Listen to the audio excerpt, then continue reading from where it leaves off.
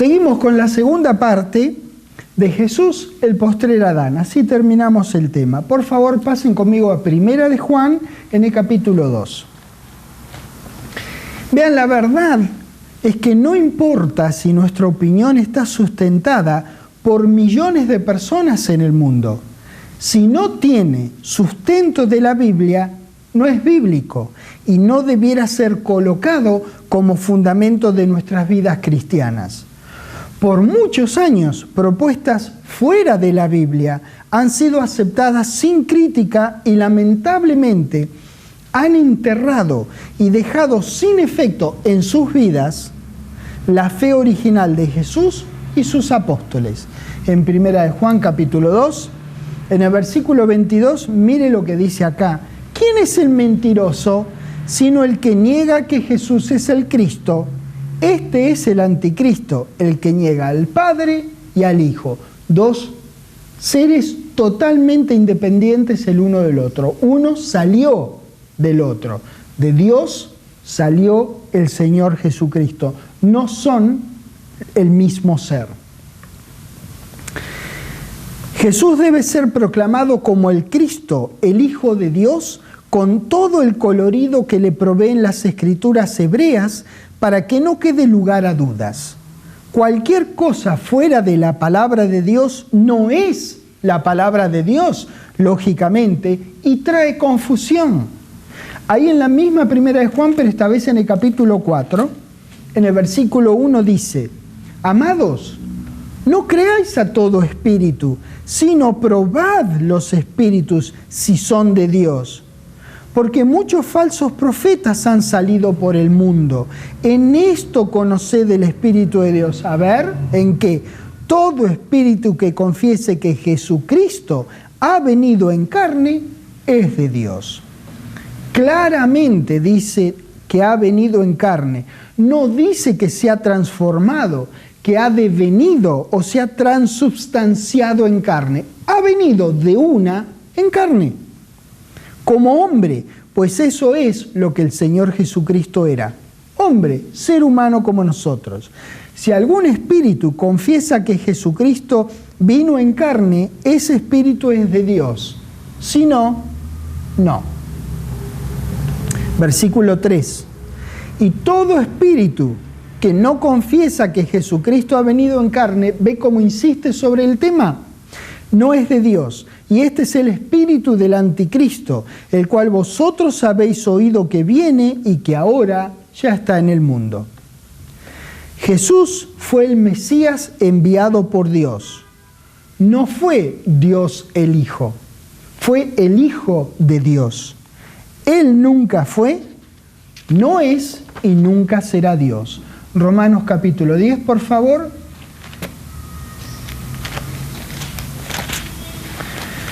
Romanos capítulo 10, muchos deben saber dónde vamos, al versículo 9, que dice, que si confesares con tu boca que Jesús es el Señor y creyeres en tu corazón que Dios, es decir, el Padre de Jesús, le levantó de los muertos, serás ¿qué? Salvo. Vean, tan simple como le suene, usted no tiene que hacer ningún otro trámite para ser salvo. No hay otra cosa que hacer y no hay otro a quien confesar y sobre quién creer, excepto el Jesús que enseña la Biblia. No hay lugar en la palabra de Dios que diga que hay que creer en la Trinidad o que haya que reconocer a Jesús como Dios para renacer. La resurrección del Señor Jesucristo no fue una autorresurrección, no existe la autorresurrección, fue Dios quien le levantó de los muertos, no fue Él quien se levantó a sí mismo de los muertos. En esto es en lo que hay que creer para ser salvo. Para que Dios lo haya resucitado, Jesús debió haber muerto, lógicamente, primeramente y enteramente. Es decir, todo Él debió haber muerto, en una forma de decir, no una tercera parte de Él. Todo Él murió para que Dios lo levantara. Él murió igual que podemos hacerlo nosotros y cualquier otra persona de la raza humana. Él también nos representó en su muerte, pues era como nosotros. Y si uno de nosotros muriera, no podría resucitarse de los muertos, pues un muerto no puede hacer nada, ni eso ni ninguna otra acción.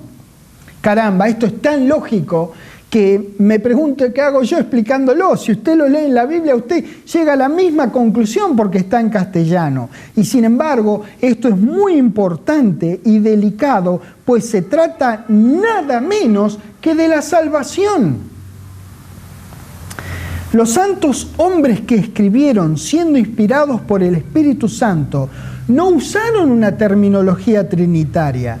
Para ellos era normal el hecho que Dios es el Padre y Jesús es el Hijo. Dios, por su parte, no es un qué en tres quiénes. Dios definitivamente es un solo quién, nuestro Padre Celestial. Juan capítulo 6. No sirve de nada decir que Jesús fue el Cristo si no sabemos qué o quién fue directamente de las Escrituras Sagradas. Juan 6. Versículo 35, miren lo que dice. Jesús le dijo: yo soy el pan de vida. El que a mí viene nunca tendrá hambre, y el que en mí cree no tendrá sed jamás. Mas os he dicho que aunque me habéis visto, no creéis. Todo lo que el Padre me da vendrá a mí, y el que a mí viene no le echo fuera. 38. Porque he descendido del cielo no para hacer mi voluntad, sino la voluntad del que me envió. Y esta es la voluntad del Padre, no la del Padre. Que bueno, Él hizo suya la voluntad del Padre, pero el originario de la voluntad, el originador, perdón, es el Padre, fue el Padre, no Él, el que me envió. Que de todo lo que me diere no pierda yo nada, sino que lo resucite en el día postrero. Y esta es la voluntad del que me ha enviado. Vamos a ver. Que todo aquel que ve al Hijo y cree en Él tenga vida eterna, y yo le resucitaré en el día postrero. Juan capítulo 1, qué tremendo, es muy simple, son lecturas de la Biblia sin ninguna complicación. Juan capítulo 1, versículo 34, le dice, aquí el que habla es Juan el Bautista, dice: yo le vi y he dado testimonio de que este es el Hijo de Dios. El Hijo de Dios. ¿Le parece muy simple como para que haya que complicarlo, para que de aquí, luego de torcer lo que dice la Escritura, hagamos una doctrina diferente? Si acá dice el Hijo de Dios. Juan 1, 49, un poquitito más adelante nomás. Respondió Natanael y le dijo: Rabí, tú eres el Hijo de Dios, tú eres el Rey de Israel. ¿Qué dice? ¿Estaba equivocado Natanael? No, señores, porque está escrito en la palabra. Ya es lo que dijo Natanael, es la palabra que Dios quiso que fuera escrita, que Natanael dijo correctamente con respecto a Jesús que eres el Hijo de Dios. Hechos 9. Hechos 9, el siguiente libro, Hechos 9, versículo 20 dice: enseguida predicaba a Cristo en la sinagoga, se refiere al apóstol Pablo, diciendo que este era, ¿quién? El Hijo de Dios. ¿Ve? Ninguna complicación, ninguna complicación. Vaya por favor a Deuteronomio, el 5.º libro de la Biblia. Si Jesús fuera Dios el Hijo, las Escrituras dirían claramente eso, pues eso sería lo que el Padre querría que nosotros sepamos. Pero no es así. A medida que vayamos estudiando más la palabra de Dios, veremos claramente que la doctrina de la Trinidad está totalmente ausente en las Escrituras. Hay varios cambios entre el Antiguo y el Nuevo Pacto, pero una cosa quedó inamovible. ¿Saben cuál es? La que vamos a leer ahora en Deuteronomio 6. Que Jehová uno es. Eso es inamovible, inamovible.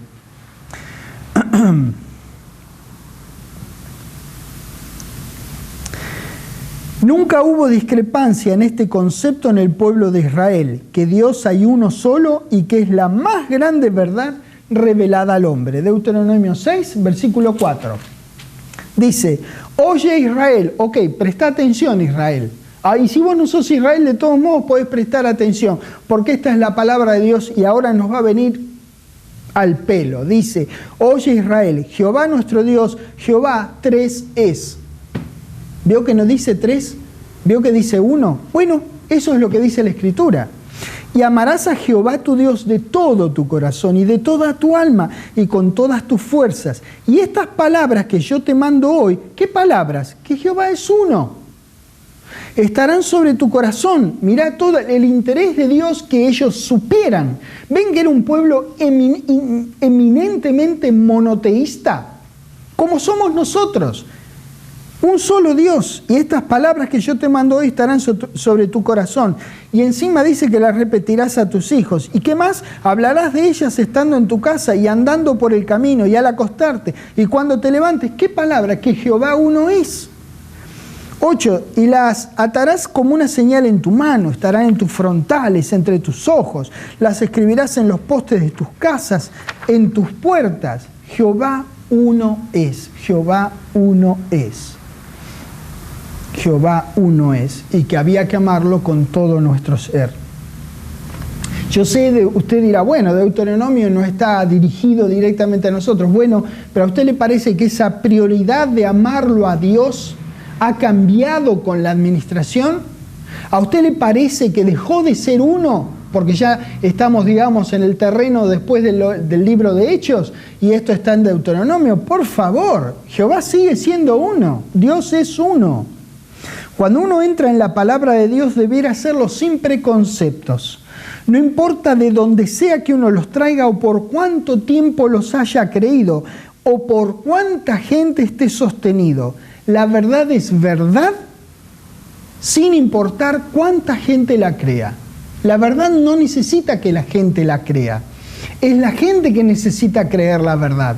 Pero la verdad, para ser verdad, como viene de nuestro Dios, no necesita que uno la crea.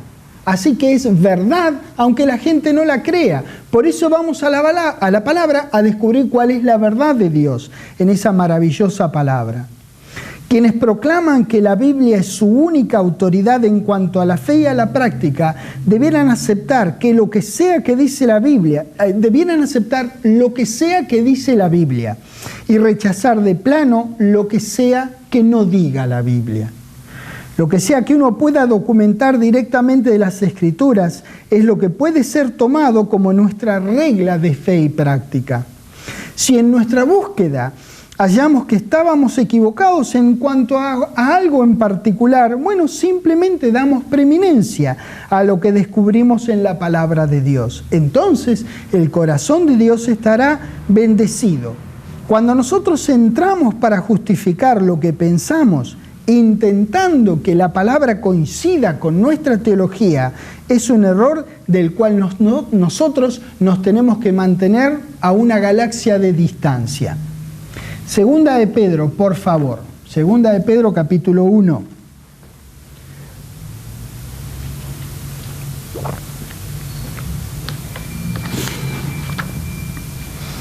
En el versículo 20 dice: entendiendo primero esto, que ninguna profecía de la Escritura, ninguna profecía de la Escritura es de interpretación privada. Vamos a la palabra de Dios y le permitimos que nos descubra al Dios de su palabra. Los evangelios demuestran que Jesús era el Mesías que había de venir y que algunas de las cosas que haría darían testimonio justamente de eso. Un hombre pecó, otro hombre debió venir a arreglar las cosas, a poner la casa en orden y abrir la puerta a los gentiles. Hechos 28.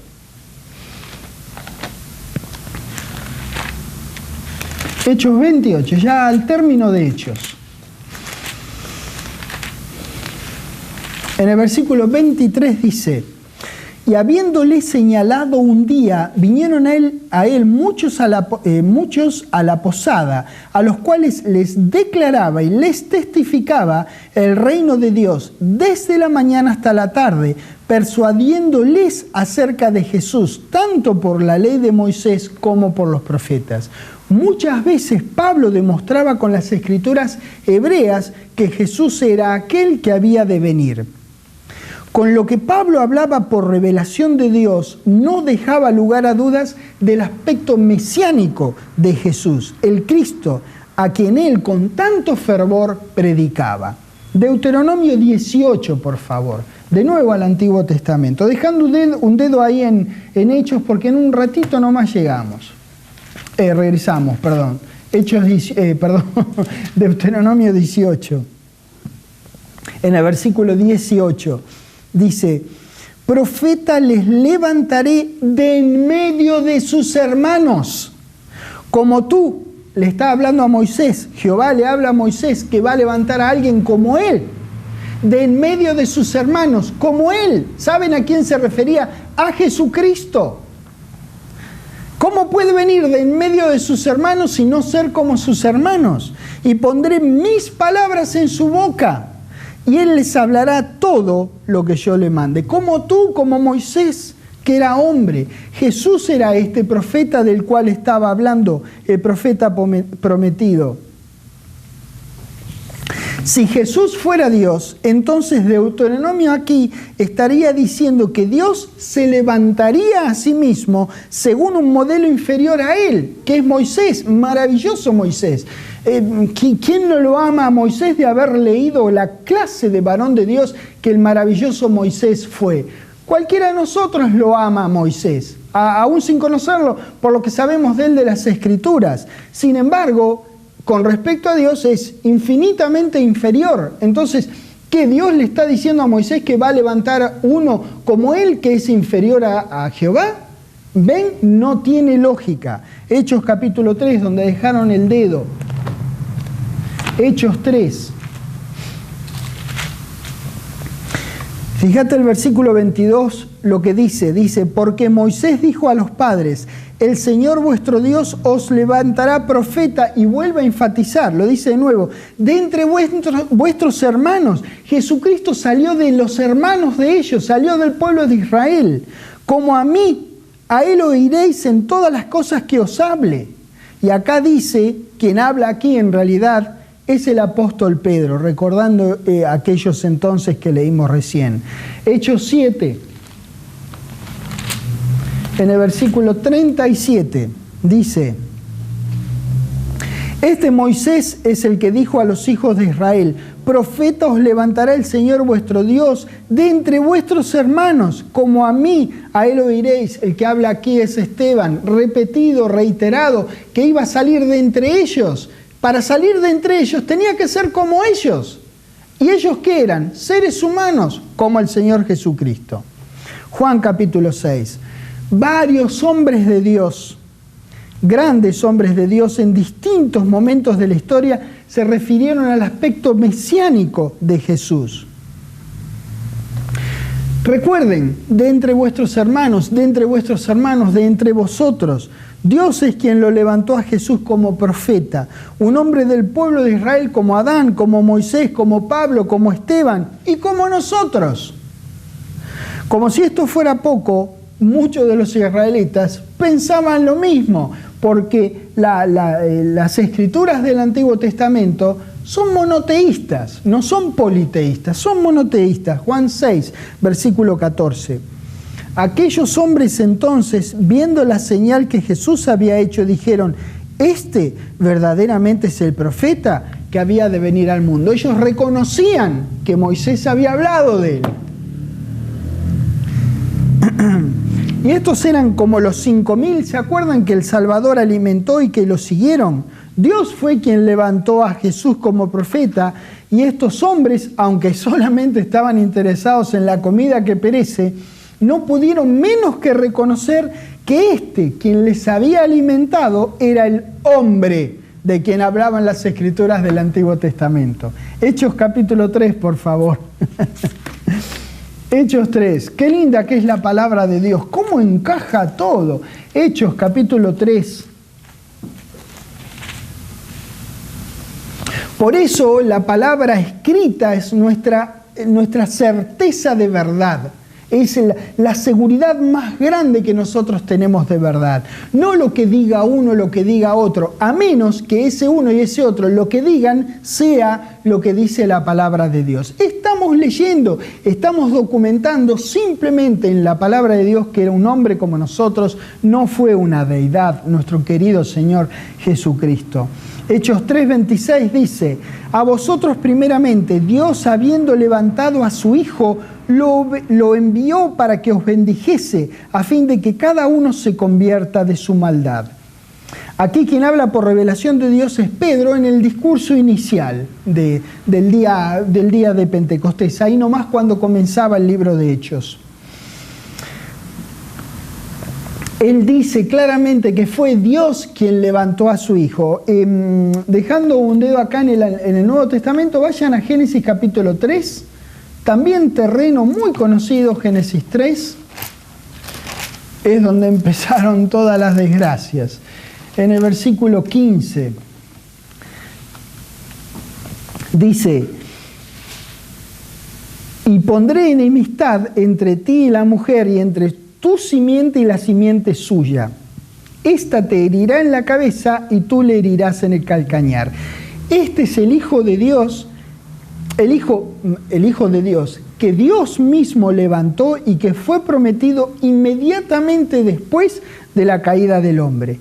Jesús es la simiente prometida que nacería de una mujer como nacemos todos los seres humanos. Él no podía ser una excepción. Déjenme que se lo muestre en Gálatas, por favor.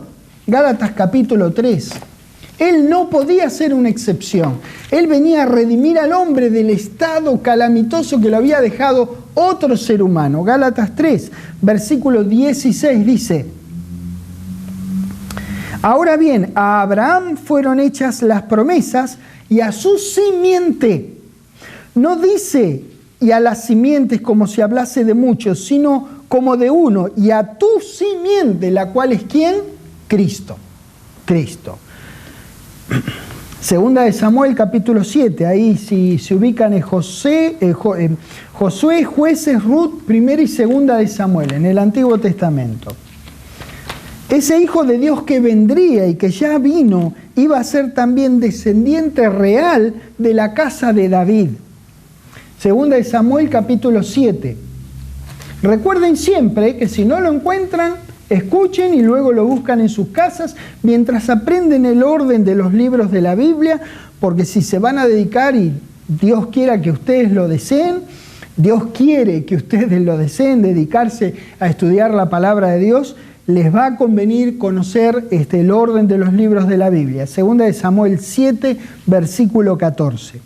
Yo le seré a él padre y él me será a mí, ¿qué cosa? Hijo. No es que yo seré yo y él seré yo. No. Y si él hiciere mal, yo le castigaré con vara de hombres y con azotes de hijos de hombres. Pero mi misericordia no se apartará de él, como la aparté de Saúl, al cual quité de delante de ti. Y será afirmada, dice el 16, tu casa y tu reino para siempre delante de tu rostro, y tu trono será estable eternamente. Isaías, capítulo 11. Hermoso, hermoso, porque hay por todos lados registros del Cristo que iba a venir y que vino, gracias a Dios. Isaías 11.